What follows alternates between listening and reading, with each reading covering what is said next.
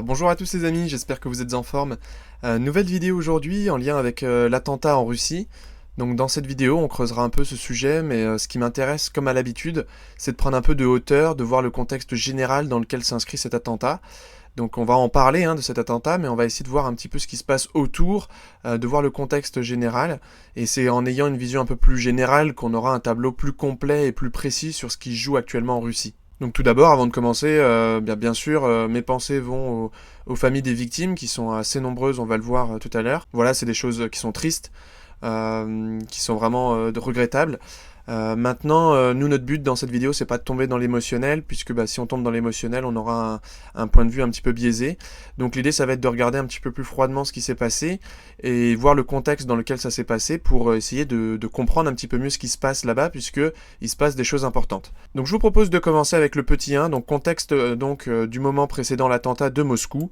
Donc quelques jours avant cet attentat à Moscou, on a donc la réélection de Vladimir Poutine le 17 mars 2024, avec des résultats assez incroyables, assez surprenants, très impressionnants par rapport à ses résultats précédents. Vous voyez que en 2000 il était à 53%, il était passé à 72 en 2004, à 64 en 2012, à 78 en 2018, et il a à 87% en 2024. Donc c'est un score énorme, donc en nette progression par rapport aux élections précédentes. Et puis donc on va regarder ça. Et bien sûr, dans les médias traditionnels, on crie donc à un score de dictateur. On nous dit que c'est une élection de dictateur. Par exemple, ici, Le Monde, Vladimir Poutine réélu en Russie, les conditions d'une élection libre, pluraliste et démocratique n'ont pas été réunies selon le Quai d'Orsay. Donc en gros, il y a tout le milieu occidental qui vient critiquer ça, et le reste de la planète qui est plutôt à féliciter Poutine pour son résultat. C'est assez drôle de voir le parallèle. Et voilà, juste pour faire court, voilà, tous ceux qui se plaignent du fait qu'ils n'ont pas eu une élection libre en Russie, je dis pas forcément que c'est le cas ou que ce n'est pas le cas, mais je dis juste que d'abord, il faudrait balayer devant sa porte, parce que si vous regardez comment Emmanuel Macron est arrivé au pouvoir, clairement, on pourrait reparler des conditions d'une élection libre, est-ce qu'il y avait le pluralisme, est-ce qu'on a invité autant de fois tous les candidats. On peut penser à Asselineau qui a été complètement évincé lors de la dernière élection, on peut penser au nombre de journaux qui ont été en faveur d'Emmanuel Macron alors qu'avant personne ne le connaissait. Donc s'il n'avait pas eu ce traitement médiatique, clairement il n'aurait pas eu le résultat qu'il a obtenu. Et puis, il y a encore d'autres choses, pas seulement en France, mais c'est plutôt le milieu occidental qui vient taper sur Poutine en disant que c'est un dictateur avec son résultat. Je vous renvoie donc aux révélations qui sortent là ces derniers temps, du New York Post, qui nous dit que Google s'est interféré dans les élections américaines pour aider les démocrates 41 fois depuis 2008. C'est complètement fou. Et là, c'est Elon Musk qui partage cela.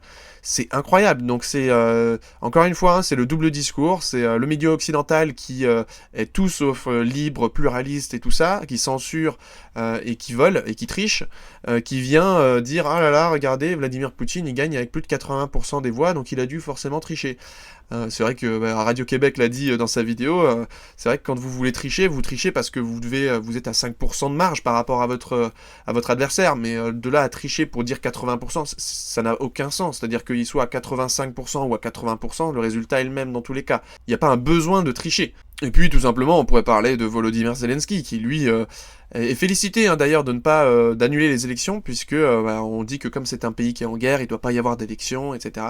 N'empêche que tous ceux qui sont pour la démocratie, le pluralisme, les élections, voient d'un bon œil le fait qu'en Ukraine, il n'y a plus d'élections, tout simplement. Ça, c'est assez drôle. Et puis, toujours dans le paradoxe, le vote électronique, puisque, regardez, la capture du 16 mars 2024, présidentielle en Russie, comment le vote électronique devrait servir les intérêts de Poutine. Et puis, rappelez-vous, donc aux États-Unis comme au Brésil, le vote électronique au cœur des théories complotistes. Donc, il y a le bon, il y a le mauvais complot, il y a les gentilles machines de vote à certains endroits, et il y a les méchantes machines de vote à d'autres endroits. Donc, retenez-le quand même, c'est assez drôle de voir ça, franchement, c'est dingue. Donc, pourquoi je vous parle de cette élection de Poutine ? Tout simplement parce que déjà ça arrive seulement quelques jours avant l'attentat, et puis pour vous donner le contexte, c'est-à-dire que là Poutine sort grand gagnant de ces élections. Encore une fois, on pourrait discuter du résultat, c'est un score énorme, est-ce qu'il a vraiment eu ça, etc. Pourquoi pas. Maintenant, ce qu'il faut quand même en retenir, c'est qu'il est en progression par rapport à ses précédentes élections. Donc il a davantage de soutien de la population en plus du fait qu'il est en guerre. Et là, il faut se mettre dans le contexte donc de cette réélection de Poutine. Poutine n'est pas en besoin de quelque chose, c'est-à-dire qu'il n'a pas besoin d'un événement pour rassurer sa base, consolider sa base. Sa base, elle est déjà là et elle vient de le consolider lui-même. Donc il n'a pas besoin d'un événement extérieur qui viendrait lui apporter des choses positives. Et c'est en ça que je veux insister, c'est que les médias aujourd'hui nous montrent que potentiellement ce serait même Poutine qui aurait organisé l'attentat, ou bien à minima que ça lui profite. Et face à un attentat, surtout s'il est mis sur le dos des Ukrainiens, on ne sait pas encore, mais si ça arrivait, bah oui, forcément que ça flatterait un réflexe de défense nationale et que cela servirait les intérêts politiques de Poutine et que cela servirait surtout sa volonté d'augmenter considérablement son effort de guerre, éventuellement de mobiliser, parce qu'il a une fenêtre d'opportunité. Aujourd'hui, les Ukrainiens sont terriblement, affreusement démunis. Mais en fait, en soi, ça ne lui profite pas. C'est-à-dire que, alors bien sûr que ce genre d'événement vient souder un peu la nation, ça, je vais pas le nier, mais en revanche, Poutine n'a aucun besoin de venir créer cet événement. Le soutien populaire est déjà là. Et puis le deuxième événement qui est apparu quelques jours encore une fois avant l'attentat, c'est les révélations sur Nord Stream. Donc pour rappel, les médias ont en chœur annoncé donc directement après le sabotage que c'était la faute des Russes. Je vous laisse avec la petite vidéo montage. Qui a saboté le gazoduc Nord Stream? Anthony Bélanger. La Russie. C'est vrai? Mais oui, la Russie. Les 4 explosions, les 4 fuites sont dues bien sûr aux Russes, soit par drone, soit par sous-marin, enfin tout est possible. Un drone sous-marin qui aurait été largué il y a plusieurs semaines d'un bateau de pêche. Ou le yacht d'un oligarque de passage. L'hypothèse la plus logique est que ce sont les Russes qui l'ont fait à titre de démonstration. Il y a une sorte d'avertissement sans frais lancé par les Russes à l'ensemble de l'Union européenne. Je suis capable de vous nuire. À tout moment, nous pouvons frapper là où nous voulons, sous les mers, partout. Et ça, c'est une très vieille méthode, même stalinienne. C'est-à-dire, on peut frapper où on veut, quand on veut, où on veut, quand on veut. Donc si ce sont les Russes qui sont à l'origine de cette explosion, quel est l'intérêt pour les Russes de faire exploser leur propre gazoduc? La seule explication, en l'absence d'explication, c'est la théorie de la démonstration de force ou de l'avertissement. Au sens, ce que nous faisons à finalement à notre gazoduc, il ne nous sert plus à rien, donc à la limite on peut le casser. Et maintenant, vous avez compris. Il faut se poser dans l'irrationalité russe et dans l'émotionnel. On est en face d'une. C'est pas la rationalité occidentale. Ouais. Dire que Vous nous le dites souvent. fermer pour fermer, perdu pour perdu, on va jusqu'au bout du processus. Ou de la diversion. Faire des manœuvres de diversion. À un moment, il faut bien l'imaginer, l'avoir en tête. Le front militaire russe s'effondre. Cette explosion, elle est en tout cas très utile au pouvoir russe pour détourner les regards, peut-être pour fournir un contre-feu très utile. Et par ailleurs, parce Ça coûte que cher la diversion quand même de faire exploser un gazoduc. pour l'instant, pas grand-chose, parce que encore une fois, c'est un investissement allemand qui a certes coûté 10 milliards d'euros. Je pense au Nord Stream 2, mais qui ne servait à rien. Paul Gogo, quand même, depuis que la nouvelle nous est arrivée hier, on a l'impression d'être dans un James Bond. Effectivement, ça c'est des choses que la Russie sait très bien faire. Les Russes qui apparaissent très remontés depuis hier, qui saisissent les conseils de sécurité des Nations Unies, qui parlent d'actes terroristes. Ça c'est de bonne guerre, c'est une méthode russe. Ça. Très bien, on avait compris. Donc voilà, c'était bien la faute des Russes selon les médias. Et puis maintenant, selon les derniers rapports qui sortent, en fait, ce n'est pas du tout la Russie qui est mise en cause. Il s'agit plutôt soit du Royaume-Uni qui aurait aidé, des États-Unis ou encore de l'Ukraine. Et donc là, il y a vraiment un changement par rapport au narratif initial qui pointait vers les Russes. Donc vous pouvez retrouver ici, par exemple, France Info. Sabotage des gazoducs Nord Stream, l'ambassadeur d'Ukraine à Londres soupçonné d'être impliqué dans l'explosion. On le dit ici, un commandant des forces spéciales ukrainiennes, donc étant cité comme responsable de l'explosion du gazoduc Nord Stream, mais la piste de l'ex-chef de l'état-major ukrainien, Valery Zaloujny, nommé ambassadeur d'Ukraine à Londres, semble aujourd'hui plus vraisemblable. Donc là, on commence à voir que c'est pas du tout la Russie qui serait derrière l'explosion de Nord Stream, ce qui est plutôt logique, mais plutôt l'Ukraine, et qui aurait peut-être aidé donc par l'Angleterre, et on imagine aussi par les États-Unis. L'image du jour, cela aura été une des grandes énigmes du début de la guerre, et cette fois, la vérité apparaît au grand jour. Le sabotage du gazoduc Nord Stream 2 entre la Russie et l'Allemagne sous les eaux glacées de la Baltique était bien commandité par le sommet de l'armée ukrainienne. On avait déjà remonté la piste jusqu'aux voiliers, jusqu'aux traces d'explosifs à bord, jusqu'au faux passeport de l'équipage. Désormais, le fil tiré par Radio France et un consortium de journalistes européens mène directement à cet homme, au chef d'état-major de l'époque, un certain Valéry Zaloujny, limogé, vous le savez, le mois dernier. Le mobile, lui, coule de source. Il s'agissait de couper ce lien entre la Russie et l'Europe via l'Allemagne, ce lien qui remplissait aussi, évidemment, les caisses du Kremlin. Zaloujny sera-t-il jugé un jour par un tribunal allemand ou suédois?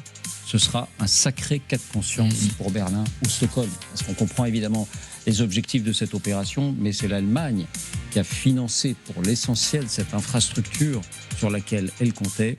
Ce sera un cas de conscience. Et donc là, clairement, si l'Ukraine est responsable, ça pose question. C'est-à-dire, ça pose question sur tout ce qui se passe actuellement. Nos livraisons d'armes, de munitions, d'argent et potentiellement de troupes à l'Ukraine. Ça pose question parce que l'Ukraine vient de porter atteinte donc à nos intérêts économiques vitaux, je pense notamment à l'Allemagne, mais en fait c'est l'ensemble des pays d'Europe. Donc c'était un tweet que j'ai vu passer sur Twitter, c'est si on doit envoyer des troupes en Ukraine, ce serait plutôt pour riposter par rapport à cet événement que pour aider ce pays qui vient de nous tirer dessus globalement. Ils ont saboté notre propre approvisionnement en énergie, donc clairement ils ont attaqué notre économie, c'est un acte de guerre. Donc là, ça signifie que notre soutien à ce pays donc va devoir être remis en question, je l'espère en tout cas, pour qu'on puisse avancer un peu sur ce sujet. Donc c'est ce que je voulais mettre ici, c'est qu'après ces deux événements, donc à la fois l'élection de Vladimir Poutine et les révélations de Nord Stream, où est l'intérêt pour Poutine d'organiser ou de profiter de cet attentat donc sous faux drapeau pour légitimer son opération spéciale. Pour la légitimer, il n'en a pas besoin, l'élection parle d'elle-même, et puis tout simplement on commence à avoir des révélations sur le vrai rôle que joue l'Ukraine là-dedans. On se rend compte que l'Ukraine n'est plus du tout ce gentil ami qu'on doit aider, mais plutôt un ennemi en fait de nos propres intérêts vitaux et nationaux. Donc là, Poutine n'a aucun intérêt. Donc c'est pour ça que cette vision, on va la mettre de côté. Selon moi, elle n'est pas vraisemblable. Donc maintenant qu'on a posé un peu le contexte donc de l'élection et des révélations de Nord Stream, on arrive donc à l'attentat de Moscou et ses répercussions. Donc c'est en date du 22 mars 2024, donc seulement 5 jours après l'élection de Poutine et seulement quelques jours encore une fois après les révélations de Nord Stream.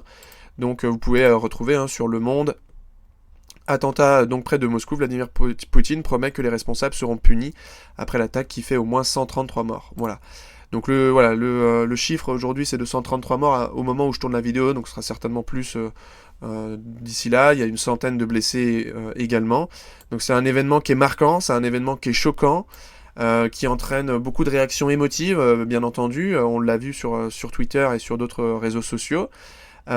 Beaucoup de médias le comparent au Bataclan, puisqu'en termes de portée, du nombre de décès, de blessés, etc., c'est à peu près similaire, même dans le lieu aussi. Et puis je voulais vous passer cette petite vidéo de BFM TV qui résume un petit peu la situation et qui intègre quelque chose d'important à la fin de cette vidéo. C'est pour ça que je vous la passe. Selon les médias russes, c'est dans cette voiture criblée de balles qu'ont été retrouvés les assaillants de l'attaque perpétrée hier à Moscou. Après avoir mené leur assaut, ils sont au moins 4 à prendre la fuite à bord d'une Renault blanche, direction le district de Navlinsky dans la région de Briansk, selon les autorités russes. C'est ici, dans cette zone proche des frontières biélorusses et ukrainiennes, qu'ils sont interceptés par les forces de l'ordre tard dans la nuit. Des médias russes rapportent que les enquêteurs ont découvert un fusil d'assaut, une arme de poing, mais également des passeports tadjiks dans la voiture. Le Tadjikistan, ex-république soviétique à majorité musulmane d'Asie centrale, toujours selon des médias russes, c'est de ce pays que seraient originaires certains assaillants. Au total, le Kremlin annonce l'arrestation de 11 personnes, dont 4 auteurs de cette attaque revendiquée par l'État islamique.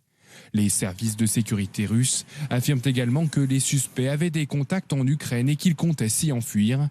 Une déclaration immédiatement contredite par les autorités ukrainiennes qui nient toute implication dans cet événement. Donc la première chose qui est sortie pour avoir suivi, pas d'heure en heure, mais pratiquement donc à la suite de l'attentat, la première chose qui est sortie très vite, c'est les Américains qui sont sortis en disant que, attention, l'Ukraine n'est pas impliquée dans cet attentat. Donc voilà, fusillade à Moscou, Washington ne voit pas de lien avec l'Ukraine. Donc c'est une sortie qui est arrivée très très vite, et je pense trop vite. Dans le sens où on n'avait encore pas du tout tous les éléments, on n'avait pas encore les éléments entiers, et c'est vrai qu'ils sont sortis très rapidement. Là, on pourrait dire que c'est les services de renseignement qui sont efficaces, etc. Ok, mais Il y a quand même une rapidité de dire « Oh, tout de suite, non, ne regardez pas du côté de l'Ukraine, puisque c'est pas l'Ukraine. Okay » Le deuxième retour, c'est que, en fait, c'était ISIS, donc, qui était derrière, donc Daesh. Donc, vous pouvez retrouver, attentat à Moscou, l'État islamique déclare que 4 de ses combattants ont mené l'attaque, donc ils ont revendiqué l'attaque. Vous pouvez aussi retrouver ici, attentat de Moscou, au moins 3 des 4 suspects originaires du Tadjikistan. Donc ça, c'est ce qui semble être le cas pour le moment. 3 des suspects sont originaires du Tadjikistan. On nous dit donc que c'est l'État islamique, et donc que ce n'est pas l'Ukraine. Et puis finalement, on va se rendre compte que c'est un peu les mêmes intérêts qu'il y a derrière. Je vous renvoie vers cette vidéo où Trump, en fait, avait rappelé que ISIS, Daesh, avait été créé par Barack Obama. Je vous laisse avec le passage. ISIS is honoring President Obama. He is the founder of ISIS. He's the founder of ISIS. Okay? He's the founder. He founded ISIS. And I would say the co-founder would be crooked Hillary Clinton. Donc la question c'est, est-ce que le fait qu'on nous dise tout de suite c'est ISIS, c'est Daesh, est-ce que c'est pour mettre les projecteurs là-dessus, pour pouvoir enfin révéler au grand nombre l'origine de cette organisation qui clairement est en lien avec la CIA américaine, ou est-ce que c'est simplement une diversion de dire on va faire porter le chapeau sur l'État islamique plutôt de faire porter le chapeau sur l'Ukraine? Ça, c'est encore des questions qui restent en suspens. Mais j'ai envie de vous dire, on va le détailler après, en fait, finalement, peu importe, en fait, que ça soit l'État islamique en lien avec l'Ukraine, ou l'État islamique tout seul, ou l'Ukraine tout seul, finalement, on va se rendre compte que les acteurs qui sont derrière, ceux qui ont ordonné cet attentat, qui l'ont mis en œuvre, non pas ceux qui ont tiré dans la foule, mais ceux qui l'ont planifié, finalement, en fait, c'est le même camp, c'est la même base. Je vous passe aussi cette vidéo de Poutine qui questionnait également le financement de Daesh, et qui parle d'ailleurs de Barack Obama en même temps. Alors c'est un peu flou, mais en tout cas, on voit qu'il sait que l'État islamique a été créé par une entité plutôt américaine. Президент Обама упомянул об одной из угроз, это ИГИЛ. Ну а кто помогал вооружать людей, которые в Сирии боролись с Асадом-то? Кто создавал благоприятный политический информационный климат? Кто подталкивал поставкам оружия? А вы чего? Разве вы не понимаете, кто там воюет? Там воюют наемники. В основном. Вы знаете, что там платят деньги? И они воюют там, где платят больше. Вот они вооружились, им платят определенную сумму. Мне даже называли эти суммы, которые им платят. Et puis vous pouvez retrouver les crises, donc Poutine, Daesh est financé par 40 pays, y compris par des pays membres du G20. Et puis cette histoire de dire que Daesh est financé par des pays amis ou alliés aux États-Unis comme l'Arabie Saoudite ou encore d'autres pays, c'est quand même mal connaître la géopolitique. C'est-à-dire que si vraiment les Américains étaient farouchement opposés à l'État islamique, si vous avez un de vos alliés qui aide l'État islamique, je suis désolé, vous prenez des mesures qui font en sorte que cet État ne puisse plus aider cet État islamique. Donc il y a des choses qui vraiment posent question et qui ne tiennent pas debout en fait dans ce narratif. On a aussi donc le lien avec Obama qui semble facilement s'effectuer, donc avec aussi sa récente visite en Angleterre. Donc est-ce que c'était le commanditaire, est-ce que c'était le porte-témoin, c'est vraiment à voir. On n'a pas vraiment d'informations là-dessus, mais c'est vrai qu'Obama se faisait quand même plutôt petit ces derniers temps, on n'entendait plus beaucoup parler, et là, juste avant l'attentat, donc il se déplace, il va rendre visite à Rishi Sunak, donc à Downing Street. Donc est-ce que c'est pour prévenir? Est-ce que c'est pour anticiper la possible réponse russe, sachant qu'il est au courant de ce qui se passe? Ou est-ce que cette visite n'a rien à voir? Tout ça pose question, pose débat. Moi, ce qui m'intéresse surtout, c'est toujours cette question du timing. C'est pour ça que dans toutes nos vidéos, on essaye de remettre toujours en contexte un événement, parce que si vous prenez un événement seul, sans lien avec tous les autres, vous n'y comprenez rien. Et d'ailleurs, c'est ce que font magistralement les médias. Ils vous gavent d'informations les unes après les autres, sans les mettre en lien, ce qui fait que vous savez plein de choses, mais finalement, vous ne savez pas en profondeur ce qui s'est passé sur chaque point. Et en plus, vous n'arrivez pas à les remettre ensemble, donc votre puzzle est incomplet. Et nous, ce qu'on essaye de faire, c'est vraiment l'inverse. Et donc, même si Daesh est derrière cet attentat, cela n'exclut pas non plus que cela puisse venir d'une demande ukrainienne ou américaine. Encore une fois, on va voir que Ukraine, CIA, et État islamique, en fait, tout ça, c'est la même chose. On pourrait même rajouter encore l'OTAN. Vous pouvez retrouver d'ailleurs cet article de Le Point qui nous disait « L'Ukraine, refuge inattendu des leaders de Daesh en exil ». Ça date de 2019. On a aussi des rapports qui montrent qu'on a aussi des soldats de l'État islamique qui se battent en Ukraine. Et puis, donc, comme vous allez le voir sur la vidéo de BFM TV, on se rend compte que les suspects qui ont été arrêtés, les assaillants même qui ont été arrêtés, se dirigeaient où? Ils se dirigeaient vers la frontière ukrainienne. Donc on va le voir juste après. Donc ça démontre quoi tout ça? Ça démontre l'envie de l'État profond de provoquer l'escalade. En s'appuyant à chaque fois sur l'émotionnel, c'est sûr que là, c'est des civils que ça touche, c'est des personnes qui n'ont rien demandé, qui sont innocentes. Ça touche des personnes qui étaient en train de vivre pleinement leur vie et de profiter un peu de la vie. Ça demande aussi, ça inculque un désir de vengeance. Là, on est en train de pousser Poutine, petit à petit à l'escalade, même si c'est pas la première fois, on va le voir, pour déclencher la Troisième Guerre mondiale. Si on regarde en fait tous les derniers événements de ce qui se passe en Ukraine et en Russie, on se rend compte qu'à chaque fois on a, c'est comme une partie d'échecs, on a l'État profond qui joue une pièce, on a le camp des patriotes qui joue une autre pièce, et on a à chaque fois une réponse qui est donnée. Dès qu'il y a un événement positif pour Poutine, vous pouvez être sûr qu'il va y avoir un événement négatif pour Poutine dans la minute. Et à contrario, dès que vous allez avoir une volonté belliqueuse de certains, quand je pense à Macron, quand on en avait parlé dans nos précédentes vidéos, qui va un peu trop loin en poussant à la Troisième Guerre mondiale, boum, il y a des informations qui sortent sur lui ou dans son entourage qui vient en fait casser cette dynamique. Donc on se rend compte qu'il y a vraiment une partie d'échecs qui se joue actuellement pour ou contre la Troisième Guerre mondiale. Et donc ce qui nous pose question, donc j'y reviens, c'est sur ces 4 assaillants qui se dirigeaient vers l'Ukraine. Donc je vous mets ce petit passage de BFM TV où on nous dit que donc les assaillants sont interceptés juste à la frontière entre l'Ukraine et la Biélorussie.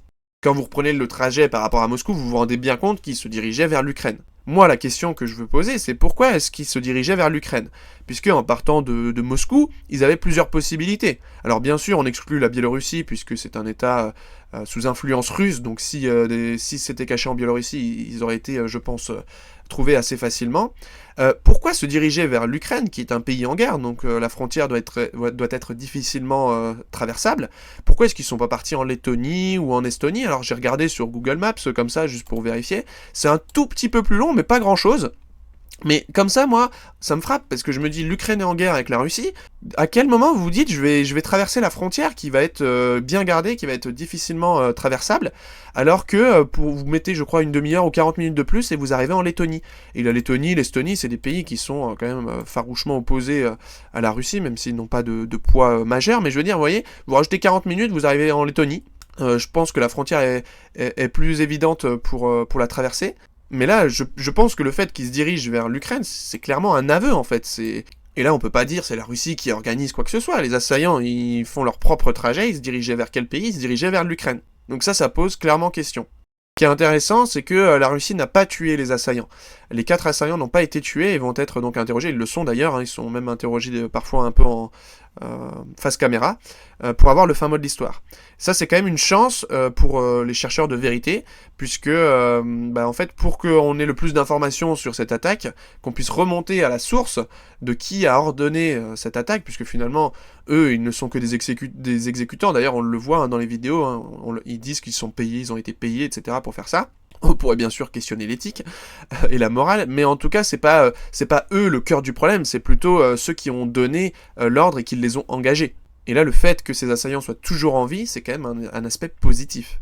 Et c'est vrai que, encore une fois, le parallèle avec les pays occidentaux, avec les terroristes, pensez à Ben Laden, pensez à d'autres, ils sont souvent exécutés, tués, et puis on n'en entend plus parler, du coup on n'a pas toutes les informations. Le public n'a pas toutes les informations. Là, la Russie semble être dans une démarche beaucoup plus transparente, bien que ça puisse paraître surprenant, mais ça résume le monde actuel, on est vraiment dans l'inversion des valeurs, quoi. Et Poutine a beaucoup insisté là-dessus dans son discours, il va remonter jusqu'aux organisateurs, peu importe qui ils sont, d'ailleurs qui ils représentent, quelles organisations il y a derrière, quel pays il y a derrière. Ça permet aussi plus de transparence vis-à-vis de la population, le fait de ne pas avoir tué ses assaillants. Et en plus de ça, on peut rajouter que les interrogatoires sont filmés, et ça vient permettre en fait de balayer le narratif que l'Occident essaye de nous servir. Tout est de la faute de l'État islamique, l'Ukraine n'a rien à voir là-dedans, les pays occidentaux n'ont rien à voir là-dedans. on va voir que ça tient pas forcément debout. Donc ce qui semble surprenant dans cette affaire, c'est que les assaillants ont réussi à quitter Moscou. Et Moscou, c'est quand même une ville très surveillée. De base, la Russie est aussi un pays plutôt autoritaire et donc qui dispose de moyens de surveillance assez importants. Il y a une question qui nous vient à l'esprit. Les Russes ont-ils attendu avant de les intercepter pour justement montrer aux yeux du monde qu'ils partaient en direction de l'Ukraine ? Ça, c'est une question que j'ai en tête et qui, selon moi, est légitime de poser. Peut-être que la Russie est en capacité donc d'intercepter ses assaillants dans Moscou avant même qu'ils quittent la ville, ou peut-être qu'ils étaient en capacité de les intercepter plus tôt, sauf que de les intercepter à Moscou ne donnait pas la destination de leur trajet, alors que là, de les arrêter pratiquement à la frontière avec l'Ukraine, vient montrer d'une preuve irréfutable aux yeux du monde qu'ils se dirigeaient bien vers l'Ukraine, et donc il y a potentiellement un lien avec ce pays. Et c'est vrai que globalement, on se rend compte, après quelques jours donc suite à cet attentat, il nous semble que la Russie, elle essaye d'avoir le contrôle du narratif suite à cet attentat, en montrant le lien avec l'Ukraine et en faisant des interrogatoires filmés. Par exemple, ces interrogatoires filmés nous permettent d'apprendre que les personnes qui ont fait l'attentat ont été payées pour ça. Et ça va un peu à l'encontre donc des doctrines de l'État islamique, parce que au sein de l'État islamique, les personnes le font plutôt par idéologie plutôt que par volonté financière. Ils le font parce que c'est dans leur croyance, mais ils le font pas pour de l'argent. Et le fait que ces personnes aient été engagées et que ça semble vraiment être un contrat purement financier, là ça pose plusieurs questions. Ça pose plutôt la question de mercenaires utilisés par différentes agences. Et l'intérêt aussi donc de ces interrogatoires filmés, c'est que ça permet de contourner le futur narratif occidental qui est ensuite mis en place, donc notamment du fait qu'il n'y a pas de lien avec l'Ukraine, que l'État islamique est le seul responsable. Tout ça en fait vient s'effondrer petit à petit avec le fait que les assaillants soient toujours vivants et qu'ils puissent parler devant tout le monde, et qu'on les intercepte à la frontière avec l'Ukraine. Maintenant, la question qui reste en suspens, c'est quelle sera la réaction de Poutine ? Est-ce que les informations qui vont sortir permettront de nouvelles révélations sur l'État islamique, sur qui l'a créé, qui l'a financé, notamment donc la CIA, le rôle d'Obama, ou bien va-t-il se servir de cet événement simplement pour en finir avec la guerre en Ukraine, au risque de déclencher la Troisième Guerre mondiale ? On va en reparler un petit peu après. Donc les hypothèses qui sont vraisemblables, donc de qui se cache derrière cet événement. Donc finalement, c'est ce que je vais essayer de vous expliquer ici, c'est que ce soit les États-Unis, que ce soit la CIA, que ce soit l'État islamique, que ce soit l'OTAN, que ce soit l'Ukraine, finalement en fait, toutes ces personnes-là, toutes ces entités-là vont dans le même sens. Elles vont dans le même sens, pourquoi ? Parce que tous ces organismes-là ont intérêt à l'escalade, ont intérêt à la Troisième Guerre mondiale. Donc leur but, c'est de mener à l'escalade pour forcer Poutine à réagir. Le but, c'est de forcer Poutine à monter d'un cran dans sa réaction. Encore une fois, c'est pour ça que je parlais un peu d'émotionnel. Je veux pas paraître froid, complètement froid, mais je veux dire, Poutine, il doit être extrêmement froid dans sa réaction, parce que s'il se laisse envahir par l'émotionnel, il va prendre des réactions qui vont être contre-productives, et qui vont potentiellement mener à la Troisième Guerre mondiale. Donc il faut rester calme dans ces situations qui sont malheureusement très tristes et très tragiques, mais c'est clairement ce qui se passe là, c'est qu'on veut pousser Poutine à rentrer en guerre avec l'OTAN et à forcer à la Troisième Guerre mondiale, et donc on le pousse dans tous ses retranchements. Et c'est pas la première fois, puisque ça fait 2 ans que l'État profond fait son maximum pour que le conflit dégénère en conflit mondial. Et ça, je dois dire que c'est quand même l'aspect positif, si vous me suivez bien, c'est qu'ils n'y arrivent pas, c'est que ça fait 2 ans qu'ils essayent et qu'ils n'y arrivent pas. Donc ça montre quand même quelque chose sur la puissance qu'a l'État profond, ou ça montre quelque chose sur la puissance du camp d'en face. Puisque que ça soit Nord Stream, que ça soit la centrale de Zaporizhzhia, que ça soit les missiles qui sont soi-disant atterris en Pologne en 2022 et qui étaient d'origine russe, finalement qui ne le sont pas, ou que ce soit les nouveaux missiles, on parle maintenant de nouveaux missiles en Pologne qui sont arrivés, encore une fois, des Russes, à chaque fois on met tout sur le dos de la Russie, on se rend compte des mois après que finalement ce n'était pas la Russie, donc on se rend compte qu'il y a vraiment un camp qui pousse à l'escalade et à la Troisième Guerre mondiale. Maintenant, moi je veux vraiment insister sur... parce que j'ai le sentiment quand même que l'Ukraine fait office de bouc émissaire dans cette histoire. Non pas que je ne pense pas qu'elle ait d'implication dans cette explosion de Nord Stream, mais je pense qu'ils ont été clairement aidés, voire accompagnés, voire même peut-être guidés par les États-Unis et le Royaume-Uni selon certains rapports. Je pense qu'il se serait aussi un mal de dire que ce n'est que l'Ukraine qui est en cause dans cette histoire. Je pense que c'est un conglomérat, d'accord ? On a aussi donc la centrale de Zaporizhzhia, je ne vais pas y revenir, j'en avais parlé dans l'autre vidéo. les Russes qui contrôlaient la centrale et qui s'auto-bombardaient, et donc qui représentait un risque de catastrophe nucléaire, donc qui encore une fois venait embraser et monter dans l'escalade. Le missile atterrit en Pologne en 2022, encore une fois, on retrouve d'ailleurs les vieux articles qui disaient que c'était la Russie, c'était un missile russe, et ben finalement non, c'était un missile anti-aérien ukrainien. Et puis en fait je vais faire la même chose que ce qu'a fait Radio-Québec dans sa vidéo, je vais vous montrer en fait juste la géographie, parce que ça paraît juste complètement fou. C'est-à-dire que la Russie se bat contre l'Ukraine, les tirs viennent de la frontière russe, ils vont en direction de l'Ukraine. Expliquez-moi à quel moment les missiles atteignent la Pologne. Il y a aucun intérêt, puisque ça viserait à faire rentrer les pays de l'OTAN dans la guerre, ce que ne veut absolument pas la Russie. Et puis voilà, ce n'est pas du tout une cible privilégiée.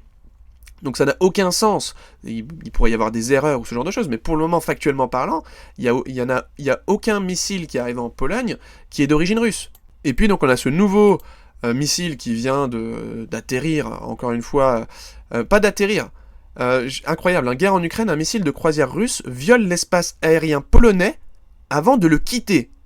Et c'est là où il faut revenir sur notre géographie, donc partons du principe que les missiles sont tirés de la frontière russe, voire maintenant des positions que les Russes ont en Ukraine.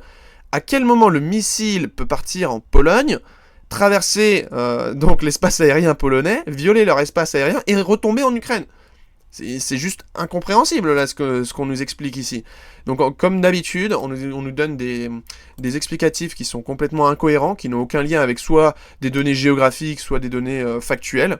Mais tout ça, toujours dans le but d'alimenter, de montrer que Poutine ne respecte pas les espaces aériens des différents pays de l'OTAN et donc doit avoir la sanction qu'il mérite, ne respecte pas les infrastructures énergétiques des pays européens, ne respecte pas les centrales nucléaires qui posent un danger même à l'échelle planétaire. Bref, tout ça en fait, ce ne sont que des mensonges qui poussent à la Troisième Guerre mondiale. Et donc là, l'étape supplémentaire, elle a été franchie, parce que là, avec l'attentat, c'est une étape supplémentaire, c'est-à-dire qu'on vise des civils.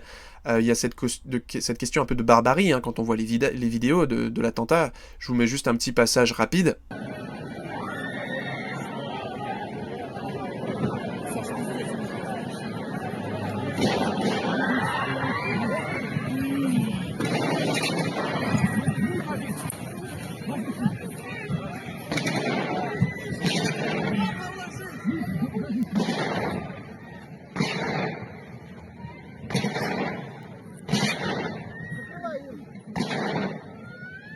Et puis, en lien avec ça, donc on a la Maison-Blanche qui parle d'une attaque terrible et ne voit pas de lien avec l'Ukraine.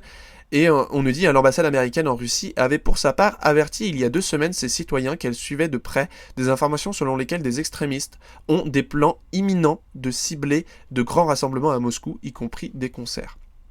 Donc encore une fois, les Américains ont visé juste, après Nord Stream, après avoir dit que Nord Stream serait détruit si la Russie envahissait l'Ukraine, et après avoir prédit qu'il y aurait potentiellement des attaques terroristes dans des salles de concert à Moscou, à chaque fois les Américains semblent avoir une boule de cristal. Alors soit ils ont une bonne boule de cristal, ou bien ils sont à l'origine de ces choses-là. With this money, Ukraine will be able to fight back in the east, but it will also be able to accelerate the asymmetric warfare that has been most effective on the battlefield. And as I said in Kyiv 3 weeks ago, this supplemental funding will ensure Putin faces some nasty surprises on the battlefield. Et donc, tout ça pour dire que, dans le contexte de sa réélection, dans le contexte des révélations de Nord Stream, Poutine n'a pas besoin de cet attentat. Ça, je pense que vous l'avez compris ici, pour aller plus loin dans la guerre avec l'Ukraine. S'il avait eu un score faible, s'il avait eu vraiment une baisse au niveau des résultats de son élection, s'il n'y avait pas toutes ces informations qui sortaient en même temps sur les événements récents en lien avec la guerre en Ukraine qui l'avantage, on aurait pu émettre cette hypothèse. C'est-à-dire que cette hypothèse, elle est vraie si Poutine est en difficulté. On l'a vu sur le plan économique, on l'a vu encore une fois sur le plan à l'intérieur même de son pays par rapport au soutien populaire. Poutine, même si les médias poussent à vous montrer qu'il est en difficulté, factuellement parlant, Poutine ne semble pas être en difficulté. Et là, ce serait une opération c'est une opération de dernier ressort, quoi. C'est vraiment la dernière carte que vous avez parce que vous êtes aux abois. Là, c'est clairement pas ce qui semble être le cas ici. En revanche, il a l'appui de sa population, donc il n'a aucun intérêt à organiser ça pour ses intérêts. C'est un pays aux abois qui ferait ça, et la Russie n'est clairement pas en difficulté, même sur le plan militaire. Actuellement, elle progresse sur tous les fronts, et aussi bien sur le plan économique. Donc je pense que là, on a assez d'arguments pour sortir de cette hypothèse que Poutine aurait organisé ça ou en tirerait profit, d'accord? Et moi, ce que je voulais vous montrer, en fait, c'est que ce qui se passe avec Poutine, en fait, c'est déjà passé avec d'autres présidents. Je vais prendre l'exemple de Kennedy et je vais prendre l'exemple de Trump. C'est que là, on observe qu'il y a un acteur, donc l'État profond, étatique ou non, en fait, qui tente de forcer la main à un président pour qu'il rentre en guerre mondiale. Donc on a l'OTAN qui provoque la Russie pour que la Russie monte d'un cran et pour que l'OTAN puisse réagir en contrepartie. Et ça s'est déjà produit en fait. Ça s'est déjà produit plein de fois. Donc là, il y a l'exemple de Kennedy. Donc vous pouvez regarder ici comment la correspondance secrète Khrouchtchev-Kennedy a permis d'éviter l'apocalypse nucléaire. Donc en fait, dans cet article de Russia Beyond, on se rend compte qu'à la fin, au moment où on était à la limite vraiment du conflit nucléaire entre la Russie et les États-Unis, on se rend compte que c'est juste la correspondance directe entre les deux présidents américains et russes qui ont permis d'éviter l'apocalypse nucléaire. Ça veut dire quoi? Ça veut dire que les intermédiaires qui étaient entre les deux favorisaient la guerre nucléaire. Et ça, Kennedy l'a compris vers la fin. Il a compris en fait que ceux qui l'entouraient, ceux qui le conseillaient, le poussaient à la faute ou lui donnaient des casus belli pour qu'il puisse passer à la guerre nucléaire. Sauf que Kennedy ne le voulait pas, Khrouchtchev ne le voulait pas non plus, et finalement c'est la rencontre des deux sans intermédiaire qui a permis d'éviter la guerre, ce qui est fou quand même. Et là vous pouvez regarder, c'est ce qu'on appelle l'opération Northwood sur Wikipédia, opération Northwood, c'est un projet d'opération militaire clandestine sous fausse bannière, une opération sous faux drapeau, destinée à manipuler l'opinion publique. Il s'agissait de simuler différents types d'attaques de la part du régime de Cuba pour ensuite accuser les Cubains et envahir leur pays. Essayez maintenant d'extrapoler ce qui s'est passé à l'époque, c'est-à-dire que on créait encore une fois un casus belli, on mettait tout en œuvre pour que du point de vue de l'opinion publique, on puisse légitimer une guerre nucléaire, parce que la population ne veut pas d'une guerre nucléaire, la population est généralement hostile à la guerre, et encore plus à une guerre nucléaire. On crée de toutes pièces des événements qui vont rendre en fait inévitable la guerre. Et là, c'est exactement ce qui se passe en Russie actuellement, et c'est ce qui se passe d'ailleurs depuis 2 ans, c'est qu'on essaye de créer des événements pour que, aux yeux de l'opinion publique, la guerre nucléaire soit acceptée, et juste en fait qu'elle soit inévitable, c'est-à-dire que même Poutine ne puisse plus retenir ses généraux ou retenir d'autres personnalités politiques qui sont plus extrêmes que lui, et qui viendraient conduire à la 3e guerre mondiale. Donc conçu par des chefs de l'état-major américain de leur propre initiative, ce projet d'opération lui fut proposé à l'exécutif américain en 1962, donc à l'administration Kennedy, qui le rejeta. Il ne fut jamais mis à exécution. L'opération consistait dans le contexte de la guerre froide en l'organisation d'une série d'actions d'intoxication pour justifier aux yeux de l'opinion américaine une intervention militaire contre Cuba et obtenir l'appui diplomatique, voire militaire, des nations occidentales, du Royaume-Uni en particulier. La commission d'attentats sur des cibles situées aux États-Unis par les forces armées américaines elles-mêmes, de manière à en amputer la responsabilité au régime cubain, était envisagée. Vous vous rendez compte? Ils ont imaginé, ils ont mis en place la capacité de faire un attentat aux États-Unis par les propres forces armées américaines, pour ensuite dire c'est le régime de cubain, pour ensuite légitimer une intervention. Moi, ça me fait penser au 11 septembre, mais bon. Et puis, vous pouvez retrouver ici, toujours dans cet article, le refus de Kennedy. Donc le président Kennedy refuse également d'autoriser la mise en œuvre du projet. Il perçoit le général Lemnitzer comme un anticommuniste hystérique soutenu par le complexe militaro-industriel. Il tient ferme la ligne définie par son prédécesseur, lequel avait mis en garde Kennedy lors de son discours de fin de mandat. C'est Wikipédia qui vous dit ça. C'est Wikipédia qui vous dit que Kennedy, il s'est rendu compte que les conseillers qu'il avait autour de lui, les généraux qu'il avait autour de lui, c'était des généraux qui représentaient juste le complexe militaro-industriel, qui s'en fichaient d'avoir des millions, des milliards de morts, qui voulaient leur guerre mondiale, comme aujourd'hui. Et c'est Kennedy qui a pris de la distance et qui a dit « non, ça je refuse ». Et d'ailleurs, Eisenhower qui nous disait dans les conseils de gouvernement, nous devons prendre garde à l'acquisition d'une influence illégitime, qu'elle soit recherchée ou non par le complexe militaro-industriel. Le risque d'un développement désastreux, d'un pouvoir usurpé existe et persistera. Nous ne devrons jamais laisser le poids de cette conjonction menacer nos libertés ou les processus démocratiques.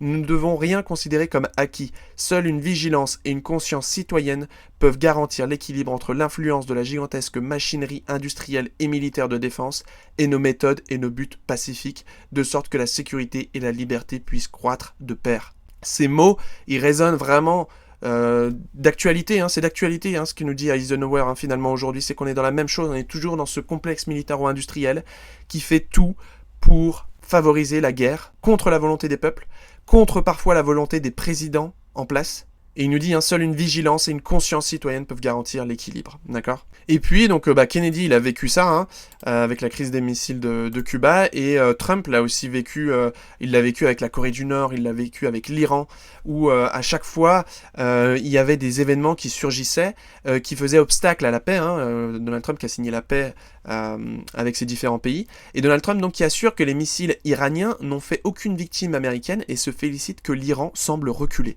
C'est-à-dire qu'il y a un moment où il y avait des tensions palpables entre les États-Unis et l'Iran, où c'était même à la limite de dégénérer, et l'Iran avait répliqué, donc suite à ces tensions, ils avaient envoyé des missiles sur des bases américaines, et bizarrement, il n'y avait aucune victime donc dans ces frappes. Et puis Trump qui en plus sauvait la face en disant que l'Iran semblait reculer après ces tirs. Donc là, ce qu'il faut comprendre là-dedans, c'est que les missiles tirés par l'Iran, ça constitue un casus belli pour les États-Unis pour se justifier une opération supplémentaire. Et c'est toujours le jeu de l'escalade, c'est-à-dire que quand le pays d'en face remet une pièce dans le jukebox et va un petit peu plus loin dans sa réaction militaire, ça vous force à faire la même chose, parce que si vous faites pas la même chose, vous êtes perçu comme quelqu'un de faible et qui renonce. Mais là, ce qui s'est passé à l'époque, ce qui avait été très bien analysé par Radio-Québec, qui montrait qu'en fait tout ça c'était une pièce de théâtre, Trump qui était aussi à la limite d'envoyer des bombardiers en Iran, et finalement il ne s'était rien passé, ça s'était arrêté net, mais on se rend bien compte avec cet exemple aussi de l'Iran, où d'une réaction du camp d'en face, ensuite qui mène à une réaction de votre propre camp, en fait tout ça, s'il n'y a pas de volonté de paix ou s'il n'y a pas d'acteurs qui viennent apaiser les tensions, tout ça peut mener à la guerre. Et c'est clairement ce qu'aime faire l'État profond, c'est-à-dire de rendre les conflits inévitables. Et donc pour revenir un petit peu avec notre sujet avec Poutine, c'est un paradoxe que je voulais signaler, c'est que Poutine est souvent décrit comme le mal absolu, comme celui avec les volontés les plus guerrières dans son pays, alors qu'en fait factuellement il est plutôt prudent comme personnage, c'est quelqu'un de plutôt mesuré dans ses interventions et dans ses réactions, puisque combien de présidents auraient utilisé toutes les attaques qu'il a subies, donc que j'ai listées tout à l'heure, combien de présidents auraient utilisé toutes ces attaques contre son pays comme motif pour aller plus loin dans la guerre? Au lieu de ça, il reste toujours sur ses objectifs limités de début de guerre, c'est-à-dire de prendre l'est de l'Ukraine, et de rester sur un modèle de guerre conventionnelle. Donc ça, c'est quand même le point positif de toute cette histoire, c'est que on a affaire à un président aujourd'hui qui est en Russie, qui, comme Kennedy ou comme Trump, ne se laisse pas entraîner dans l'escalade qui sert seulement l'État profond. Et ça, pourquoi est-ce qu'il ne se laisse pas entraîner ? Tout simplement parce qu'il connaît ses méthodes. Je veux dire, ça doit être un secret pour personne. Poutine était dans les services de renseignement à l'époque, il doit savoir, c'est obligé, comment l'État profond s'organise, comment ils effectuent leurs opérations, il doit savoir que tout ça, ce sont des hameçons qui sont là pour lui forcer la main. Les présidents, sur le coup, se disent j'ai tous les arguments avec moi pour y aller, du coup je suis gagnant, alors qu'en fait, ils se font avoir complètement, puisque ça ne sert que les intérêts de l'État profond. Voilà, donc j'espère que vous m'aurez suivi, que ça n'a pas été trop complexe, j'espère que vous avez pu suivre un peu mon raisonnement. Donc voilà, moi ce que je dis aujourd'hui, c'est que de ce que j'observe, en fait, on a des informations qui sortent des deux côtés. On a des informations qui sortent et qui sont positives et qui montrent en fait finalement le vrai rôle de l'Ukraine. On se rend compte aussi qu'il y a une vraie volonté de créer un contexte à une guerre mondiale entre la Russie et l'OTAN. On se rend compte qu'il y a vraiment deux forces qui poussent, une pour la guerre et une pour la paix, et que en fait à chaque événement qui sort aujourd'hui, en fait on se rend compte que c'est le jeu de l'un et c'est le jeu de l'autre qui se renvoie la balle mutuellement. Maintenant, là où je veux être positif, c'est ce que je vous dis, c'est que ça fait 2 ans que l'État profond tente à répétition de créer donc cette troisième guerre mondiale et que ça fait 2 ans qu'ils échouent. Malheureusement, et c'est là où ça devient triste, c'est que l'État profond s'en fiche complètement des pertes humaines qu'il peut y avoir, notamment des pertes qu'il y a eu lors de cet attentat, puisque là c'est des pertes réelles, c'est pas du cinéma. Et bien tout ça, malheureusement c'est triste, c'est des victimes collatérales de ce conflit qu'il y a entre ces 2 camps qui s'affrontent actuellement. Maintenant il faut analyser, si l'État profond essaye depuis 2 ans et qu'il n'y arrive pas, et qu'en parallèle on voit que tous leurs narratifs sont en train de s'effondrer sur les différents sujets qui sont en train en fait de mourir, on se rend bien compte que leur dernière carte possible c'est la troisième guerre mondiale, mais qu'on a en face un camp qui heureusement apaise les tensions quand il y a besoin de les apaiser, coule des informations au moment opportun, et qui aussi permet de jeter le voile quand c'est intéressant de le faire, notamment sur l'État islamique comme Trump l'a fait. Donc c'est doublement bénéfique, hein, c'est-à-dire que ça permet de jeter la lumière sur des informations que les personnes n'avaient pas encore creusées, hein, et on vient toucher non plus seulement ceux qui recherchaient, mais la population globale, sur notamment l'implication des États-Unis dans la création de l'État islamique. Et puis en plus de ça, vous venez montrer le vrai visage des Occidentaux. C'est-à-dire que vous enlevez le masque là, j'ai cette image de Samy là qui enlève la cagoule là, à chaque personne qui avait commis un meurtre, à chaque suspect. Là on se rend compte qu'en fait l'Occident, c'est vraiment l'Occident, le problème aujourd'hui, c'est l'Occident qui favorise les guerres, c'est l'Occident qui ment, c'est l'Occident qui ment sur des événements dans le but de créer une guerre mondiale inévitable. Je veux dire, ça jette le masque en fait sur les vraies volontés de l'Occident, à travers l'OTAN, à travers des organisations comme la CIA. Donc je trouve que, malgré que le contexte soit très triste et tragique, comme je l'ai déjà dit, eh bien, on continue d'avancer finalement hein, sur les révélations et sur la fausseté en fait du monde qui nous entoure. Voilà, donc j'espère que cette vidéo vous a plu, j'espère qu'elle vous a apporté des choses importantes, des informations pertinentes. Et puis je vous dis à la prochaine les amis. Allez, bye!